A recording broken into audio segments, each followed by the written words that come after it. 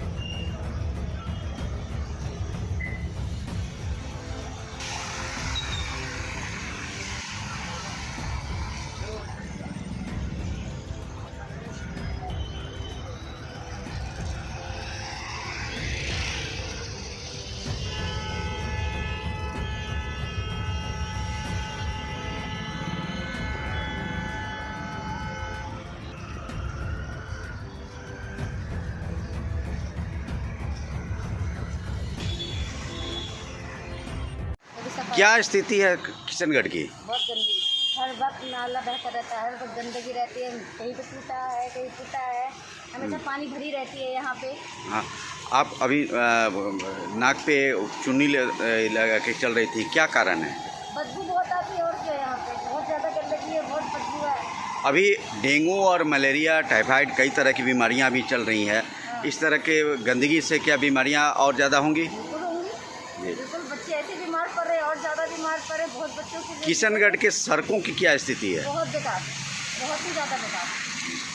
तो सही करना चाहिए, गंदगी है इसको साफ करना चाहिए, गड्ढे हैं उसको साफ करना चाहिए। नहीं, दिल्ली के मुख्यमंत्री तो ये कह रहे हैं कि दूसरे राज्यों में जाके कि हमने दिल्ली को शानदार बना दिया है। आपको लगता है कि पिछले कई सालों में आपकी किशनगढ़ की सड़कें बनी है? कुछ बनी है, कुछ तो ऐसे ही चल रहे हैं। देखिए कितना गंदगी है, कैसे बह रही है। ठीक। मुझे तो नहीं अच्छा लगा। किशनगढ़ में आप आए हैं, जगह जगह सामान आप देते होंगे। किशनगढ़ में आने के बाद में कैसा महसूस होता है? बहुत यहाँ पहली बात तो बहुत गंदगी है और रोड इतना उबड़ खाबड़ है कि गाड़ी चलाने में हमको बहुत डर लगता है। दूसरी बात, यहाँ नाला चाहे बरसात हो या ना हो, लेकिन नाला यहाँ पे हमेशा बहता रहता है, कभी ठीक नहीं हुआ। मैं 3 साल से जॉब कर रहा हूँ, 3 साल से यही किशनगढ़ का हालत देख रहा हूँ। दिल्ली सरकार की तरफ से जो कहा जाता है कि विकास किया, लगता है दिल्ली सरकार ने कुछ किया? नहीं जी, दिल्ली सरकार अगर विकास की होती तो ऐसे गलियाँ नहीं रहती। दूसरे राज्यों में तो जाके कह रहे हैं कि हमने शानदार विकास किया है। क्या वो झूठ बोल रहा है या सच बोल रहा है, आपको क्या लगता है? नहीं, झूठ ही बोल रहा है, सच कहाँ बोल रहा है। जब सच बोलता तो ये हालत नहीं रहती ना गलियाँ की। ये देखिए हमारे सड़कों का हाल ऐसा हो रखा है। हमारा सामने दुकान है, नाली गटर का पानी पूरा सड़क पे आ गया है। हमारे कस्टमर जैसे दुकान में प्रवेश करता है, पूरे दुकान में गंदगी और गंद मच रखा है।